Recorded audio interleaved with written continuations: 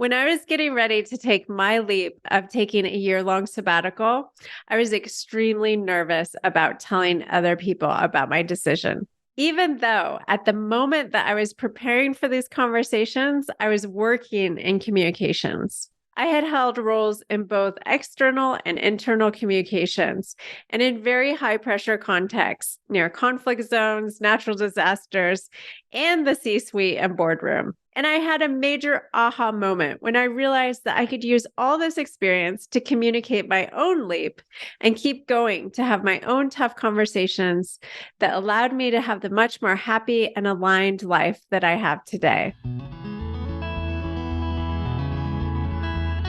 Welcome to Leap Like Me, the podcast that helps you to be bold in life, to stretch what's possible, and find more adventure, joy, and purpose along the way. I'm your host, Lisa Hoashi.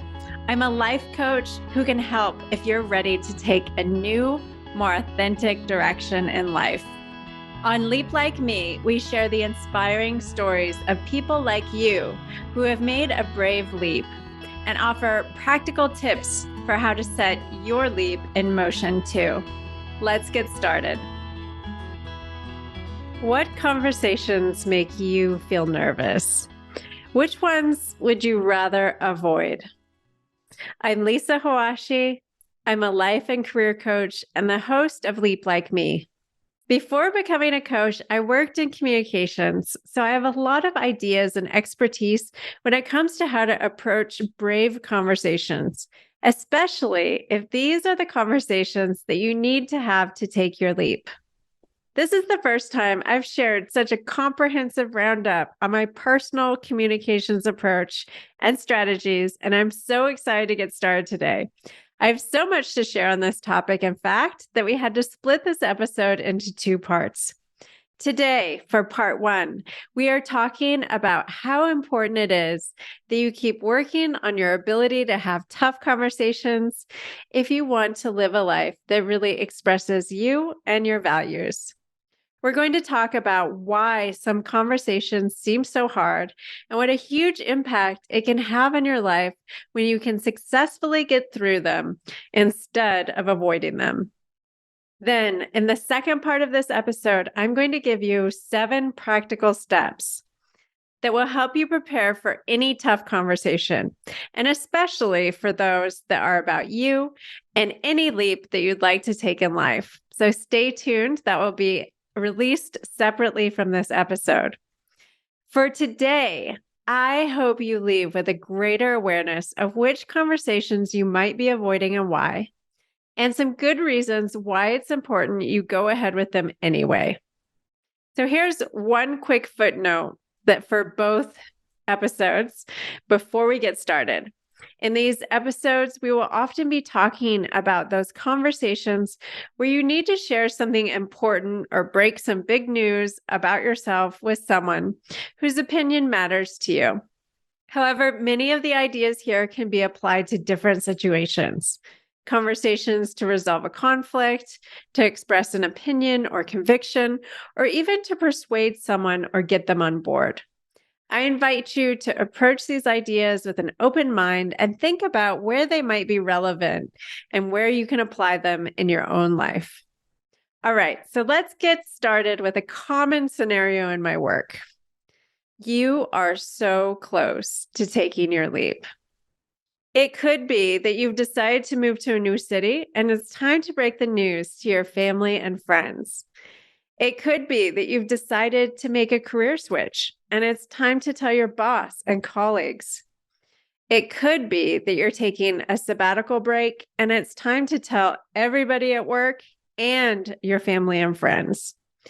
Now, sometimes people are just plain excited and happy to take their leap and have no problem announcing their news to the world.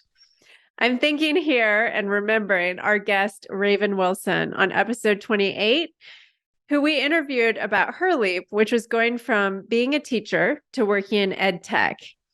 And it had taken her a lot of time and a lot of work, but when she finally got her new job and can put in her notice at her school, she said, I'm not going to lie, I was very excited. When I got the job, I'm like, yes, Bye, everyone. But this is not the case with everyone, and it definitely wasn't the case with me. When I was getting ready to take my leap of taking a year-long sabbatical, I was extremely nervous about telling other people about my decision. Even though at the moment that I was preparing for these conversations, I was working in communications. I had held roles in both external and internal communications and in very high pressure contexts near conflict zones, natural disasters, and the C-suite and boardroom. I had given interviews on radio, NBC television, and even took NPR's Jason Beaubien and Nicholas Kristof from the New York Times around post-earthquake Haiti. And I had a major aha moment when I realized that I could use all this experience to communicate my own leap and keep going to have my own tough conversations that allowed me to have the much more happy and aligned life that I have today. I want to share all of this with you because I've learned that if you can get better and be more consistent at having conversations that make you nervous, but are the right ones for you to have, they will improve your life and help you grow. What's tragic is if the fear of telling other people about the risks that you want to take in life keeps you from doing them at all.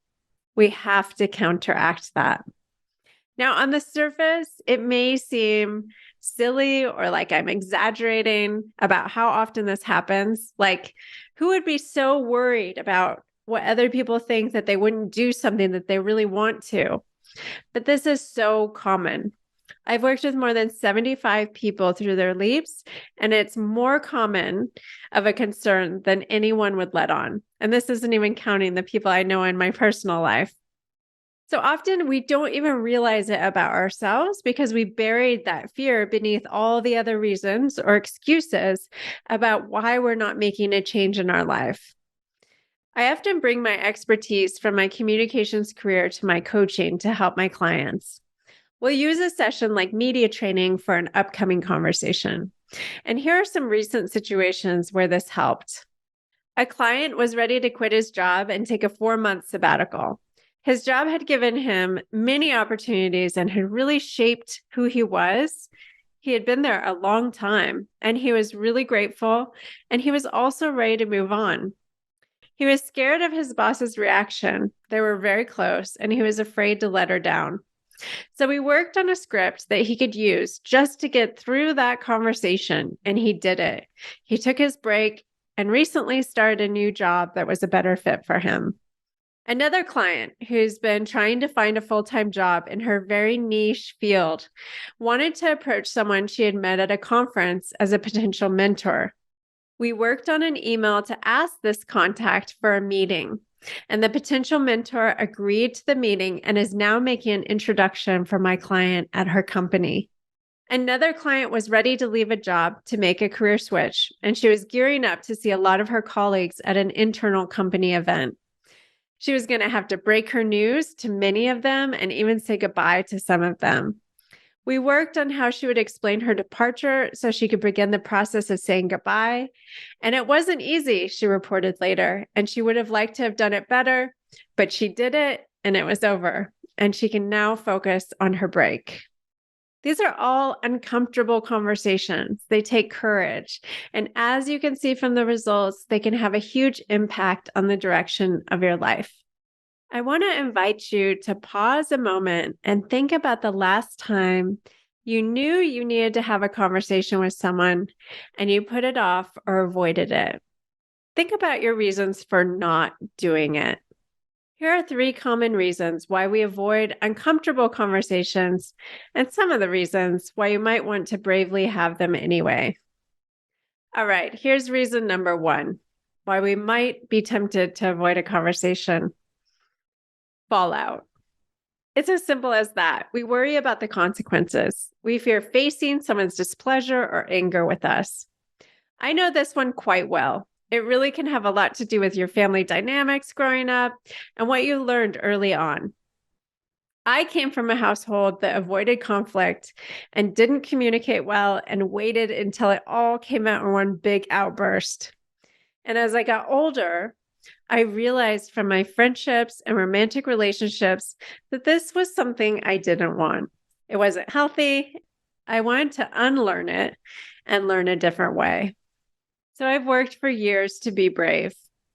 Bravery is one of my core values. To me, choosing bravery means doing the right thing, even when it feels hard. And communication is often an area of bravery for me. So here's the thing about fallout. It can definitely happen. People can get angry and displeased, but it's important to remember that our fears are often worse than the reality. And even if the worst does happen, we will survive. When I was in my early 20s, when I gave notice to a boss, she actually ordered me into a conference room so she could yell at me.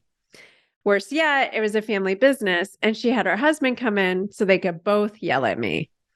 I now realize this was seriously messed up and unsafe, and I never should have gone into a closed door conference room with them. But guess what? Even though literally the worst case scenario happened, I survived. I'm here.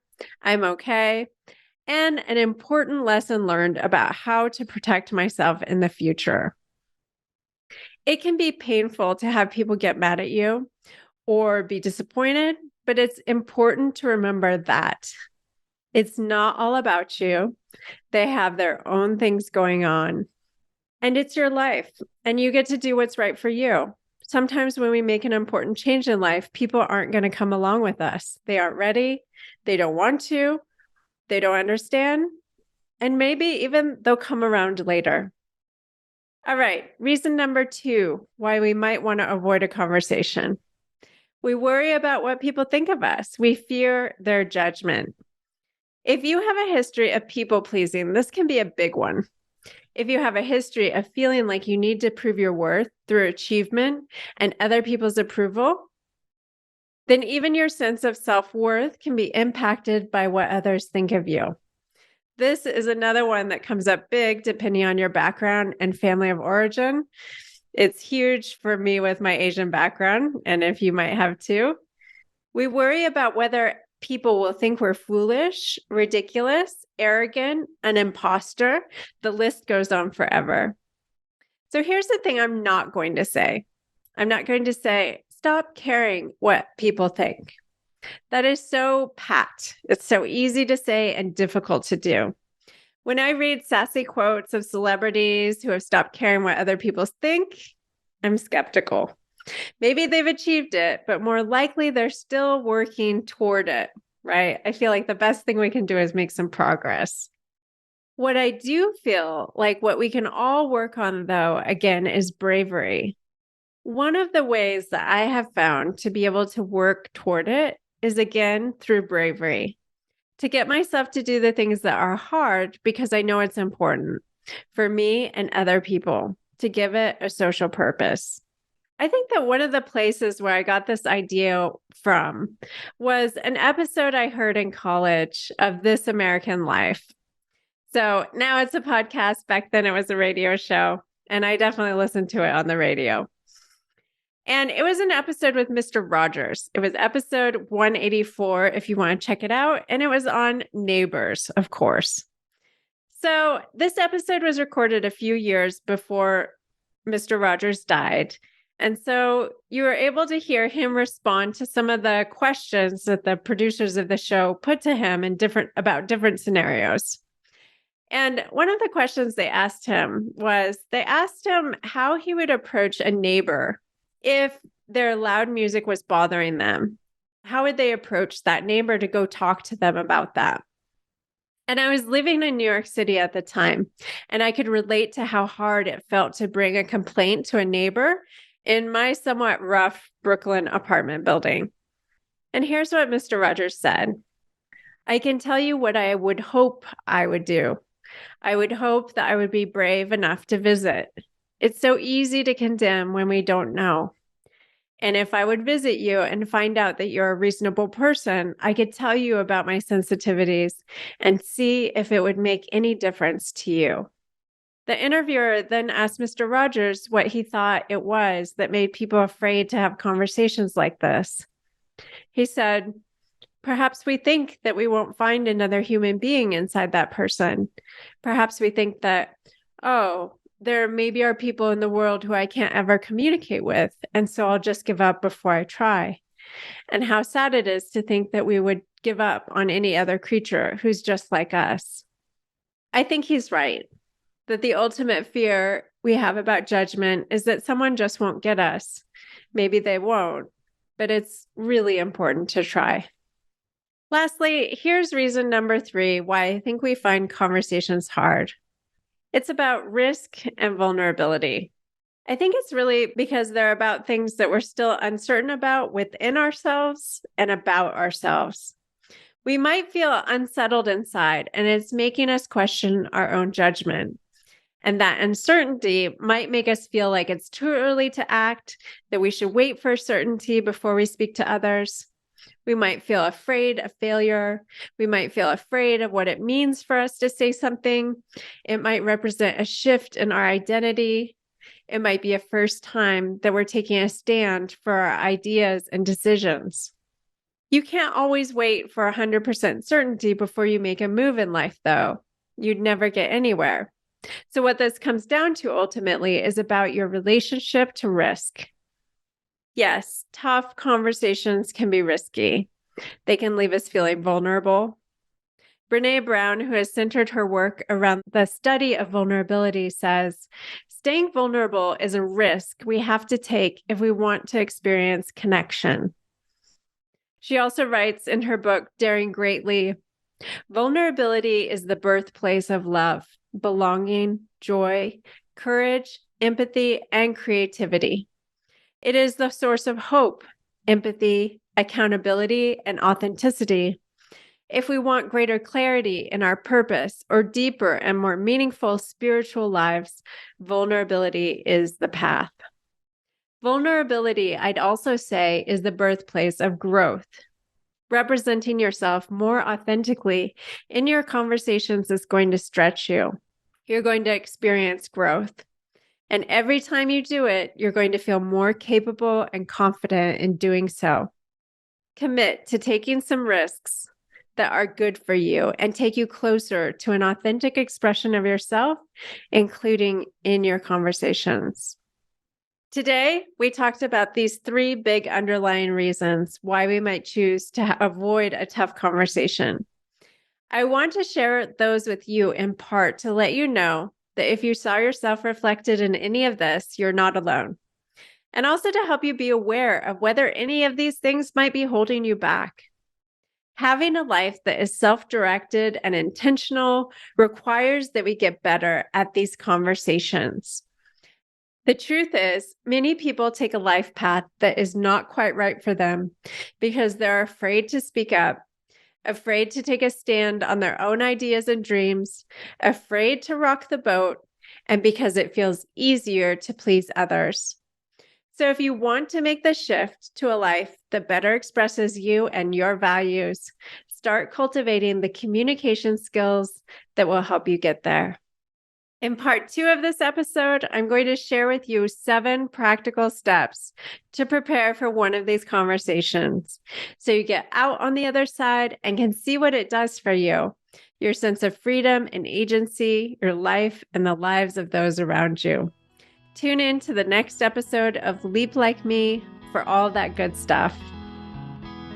Hey everyone, it's Lisa here, and thank you for listening to this episode of Leap Like Me. If you're at your own crossroads moment in life and are ready to get clear on your next direction, there are a lot of ways I can help. This is why I have my Catalyst coaching program. Go to lisahawashi.com for more. Until next time, be bold and take good care.